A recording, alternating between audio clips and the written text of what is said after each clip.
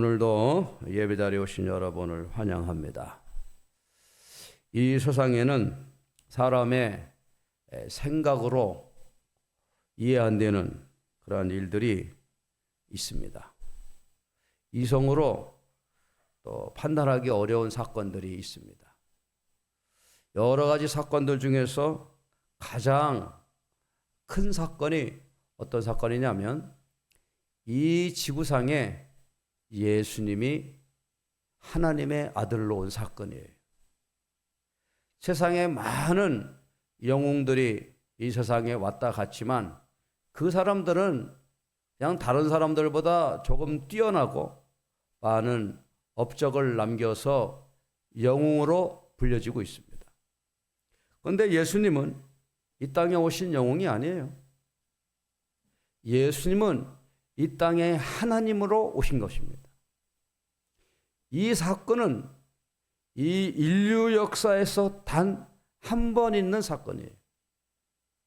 그런데 이 사건을 우리는 이제 오늘 말씀을 통해서 보게 되는데 어떻게 예수님이 남자 없이 여자 혼자서 아이를 갖게 되고 낳았느냐라고 하는 이 부분입니다. 성탄절이 다가오면 많은 사람들은 예수님의 탄생을 즐거워하면서 성탄절을 기뻐하고 즐겨요. 휴가도 갑니다. 그러나 진정으로 예수님께서 이 땅에 오신 그 깊은 의미는 별로 생각하지 않아요. 오늘 이 읽은 말씀은 누가복음이고 이 누가는 성경의 저자 중에서 유일하게 유대인이 아닌 이방인이 바로 누가입니다. 알다시피 이 누가는 헬라 사람입니다. 헬라 사람들은 유대인들과 생각하는 게 좀 많이 달라요. 헬라 사람들은 이성을 중시하고 합리적인 사고를 아주 중요하게 생각을 합니다. 그런데 이 헬라 사람인 누가가 예수님의 출생에 대한 소식을 들었을 때 이해 안 되는 것이 한두 가지가 아니었어요. 아니, 예수님이 처녀에게서 잉태되어졌다고? 아니, 그러한 사실을 또 내가 아들아 믿으라고? 이 헬라인들, 특별히 이성적인 사고를 가지고 있는 사람은 도저히 이 부분을 받아들일 수가 없는 거예요. 예수님이 행하시고 예수님이 그동안에 가르쳐 주신 많은 업적, 훌륭한 업적이 있음에도 불구하고 이 부분에서 막히게 되니까 예수님을 하나님의 아들로 인정하는 것이 쉽지 않아요. 누가만 그렇습니까? 여러분은 어떻습니까?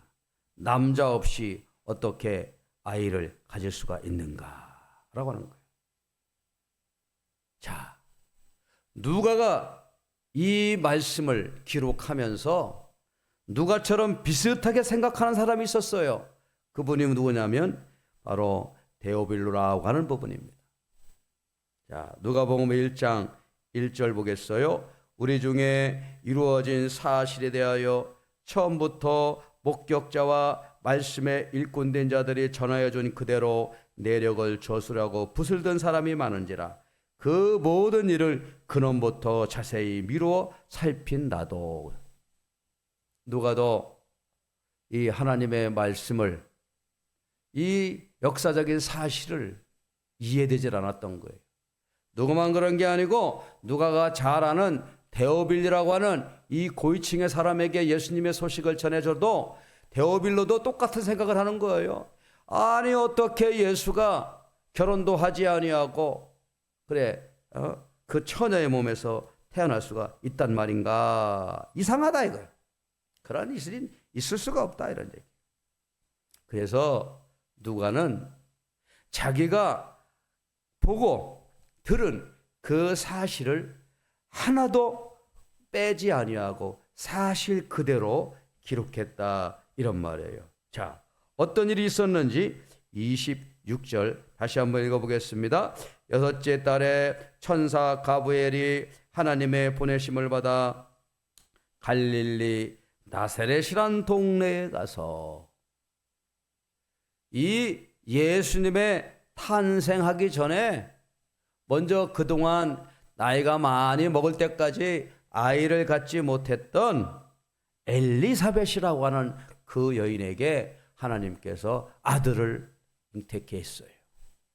그 엘리사벳은 이제 나중에 세례 요한이라는 이름으로 태어나는데요. 그러한 사건이 있은 후에 여섯째 달 되는 때에 하나님의 심부름을 받고 있는 이 천사 가브리엘이요, 이제 다윗의 자손 요셉이라고 하는 그 사람, 요셉과 약혼한 그 마리아에게 찾아간 겁니다. 마리아는 이제 얼마 있으면 결혼을 준비하고 있는 그 처녀예요. 이제 마리아는 남편 될 요셉과 만나고 어떻게 우리가 결혼식을 해야 될지, 어떻게 우리가 이제 앞으로 살아가야 될지 기도하면서 아마 그런 시간을 보냈을 것입니다. 그런데 어느 날 뜻하지 않게 갑자기 천사가 오는 거예요.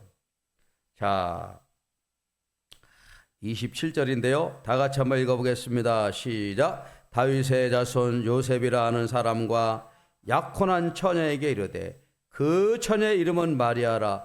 그에게 들어가 이르되 은혜를 받은 자여 평안할지어다. 주께서 너와 함께 하시도다. 아니, 이 마리아가 천사로부터 소식을 들었어요. 은혜를 받은 자여 평안할지어다. 여러분들이 이렇게 가만히 있는데 천사가 나타나 가지고 은혜를 받은 자여 그렇게 하면 얼마나 놀라겠습니까? 마리아도 똑같이 놀랐어요. 자, 29절인데요. 다 같이 한번 읽어보겠습니다. 29절 시작. 처녀가 그 말을 듣고 놀라 이런 인사가 어찌민가 생각하매. 첫째, 마리아의 반응은 놀라는 거예요. 자연스러운 거 아닙니까? 한 번도 그런 적이 없었는데 천사가 나타나가지고 은혜를 받은 자요. 깜짝 놀랐어요. 무슨 은혜를 받았다고 하는가? 그러면서 그 천사가 계속 말을 듣게 되는데요. 자, 29절 시작. 천사가 그 말을 듣고 놀라 이런 인사가 어찌함인가 생각하매. 천사가 말하는 거예요. 놀라지 말아라 마리아야. 자, 천사가 이르되 마리아여 무서워하지 말라. 네가 하나님께 은혜를 입었느니라. 천사는 그 마리아에게 은혜를 받았다, 너는 은혜를 받았다, 이렇게 두 번이나 말하는 겁니다. 하나님의 은혜를 받으면 좋지요. 하나님의 은혜를 받으면 좋은데 그게 어떤 은혜냐에 따라서 달라질 수가 있어요.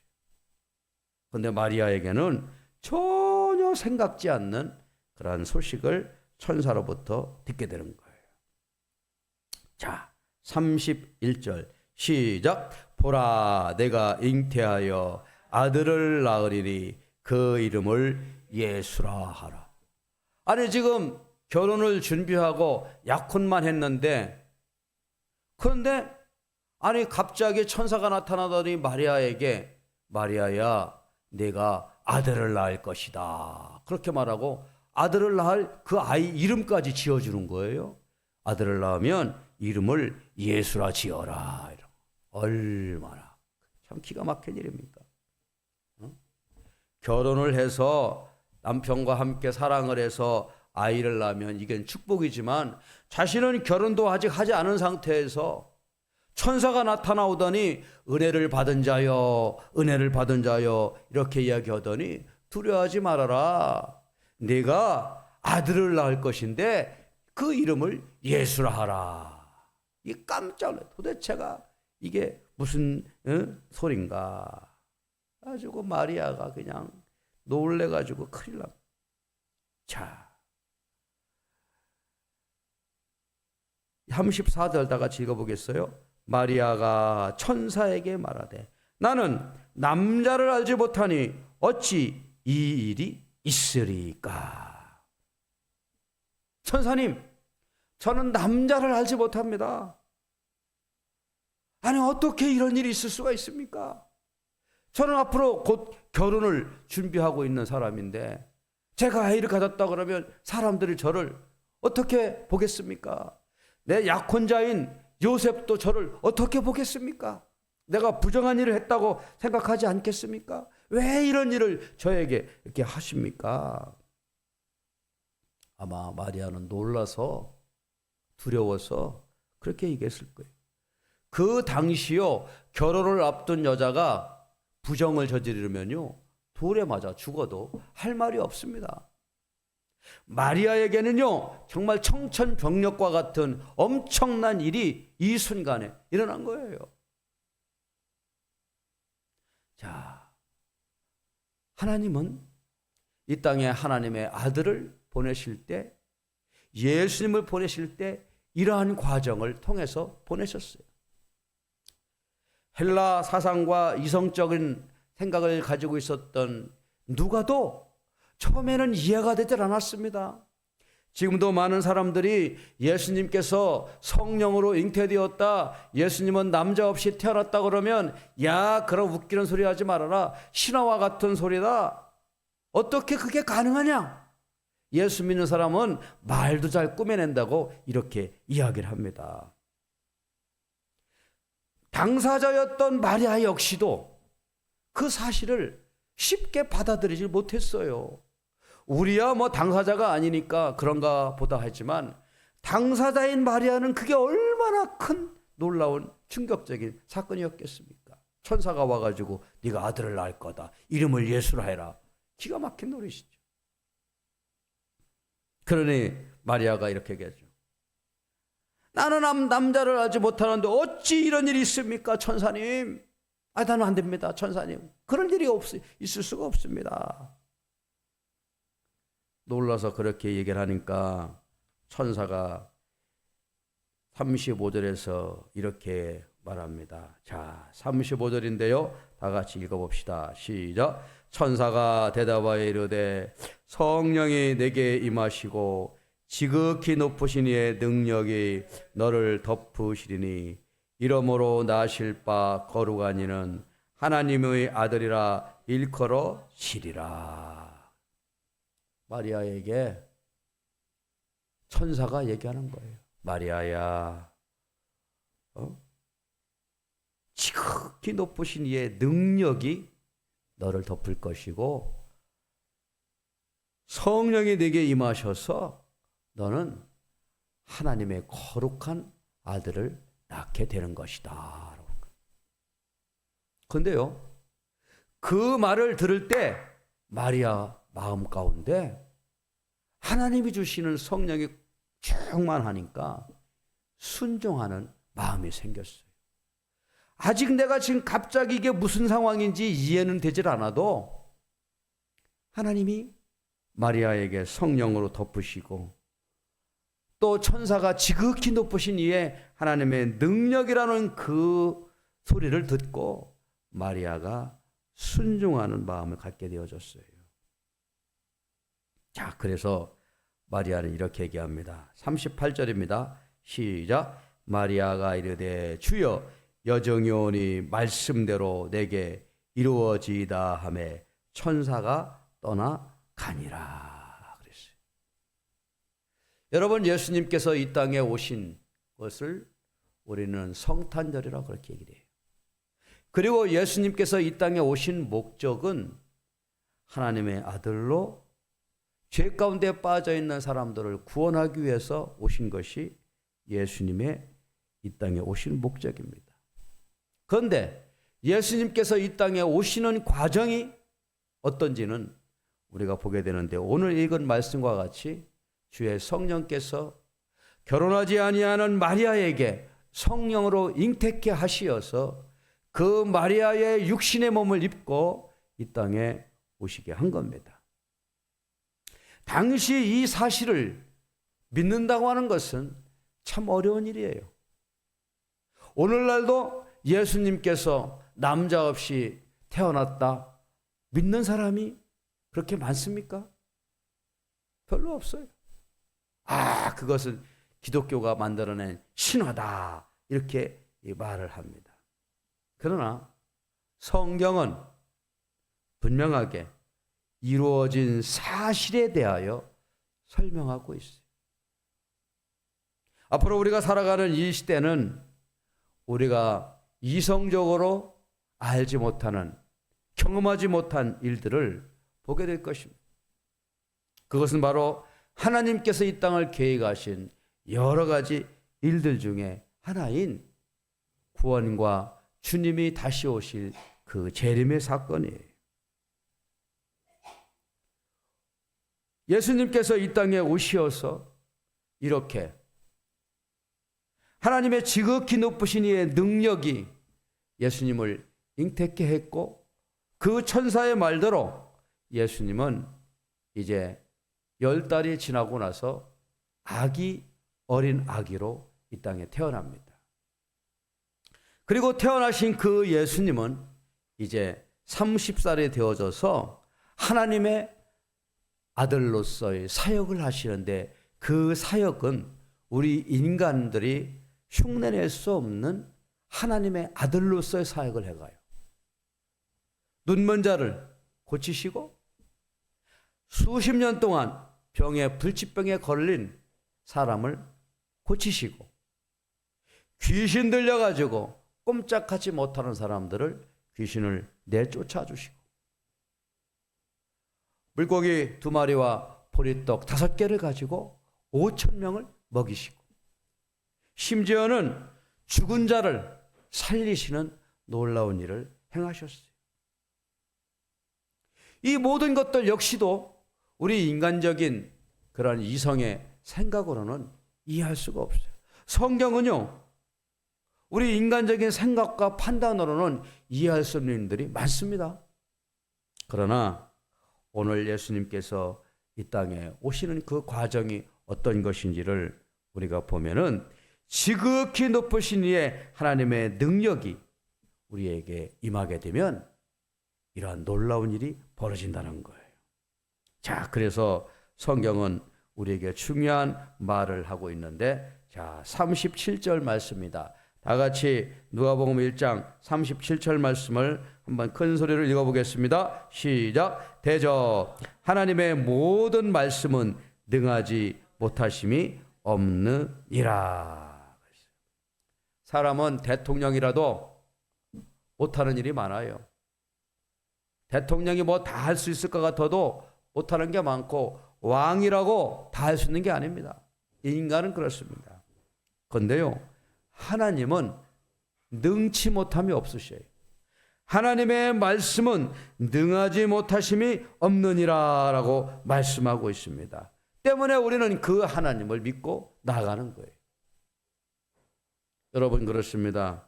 이제 2024년도 이제 3주일 정도밖에 남지 않았어요. 우리가 이 땅에 살아가면서 내가 할 수 없는 일이 많아요. 내가 극복하지 못하는 일들이 많습니다. 그러나 능치 못함이 없는 그 하나님을 믿고 믿음을 가지고 나아가는 자는 놀라운 하나님의 은혜를 경험한다는 거예요. 하나님은 하나님의 말씀을 믿고 나가는 사람들에게 축복해 주셔요. 아이고, 하나님도 안 될 거야, 하나님도 못해, 그렇게 생각하는 사람들에게는 하나님이 함께 하질 않습니다. 왜? 하나님을 신뢰하지 않기 때문에 그래요. 성경에 보면 하나님의 말씀을 믿고 그대로 행한 사람들은 놀라운 하나님의 능력을 경험했어요. 모세도 하나님의 말씀 붙들고 나갔더니 홍해가 갈라졌습니다. 여리고성이 무너졌어요. 여호수아 갈렙, 여리고성이 무너지는 경험을 직접 하지 않았습니까? 여리고성을 하나님의 말씀대로 7바퀴 돌으라 그랬는데 7바퀴 돌 때에 그 여리고성이 무너진 것입니다. 다니엘 사자굴 앞에 있었을 때에도 하나님의 말씀을 붙들고 나갔더니 사자가 입을 다물고 다니엘을 해치지 못했어요. 성경에는 이러한 일들이 아주 많이 나와 있습니다. 하나님의 말씀은 능하지 못함이 없다라고 하는 말씀이에요. 이 땅이 많이 혼란하고 또 어려운 가운데 우리는 살고 있는데 전능하신 하나님을 의지하고 하나님의 말씀을 붙들고 나가는 저와 여러분 되기를 주의 이름으로 축원합니다. 우리 다 같이 찬송가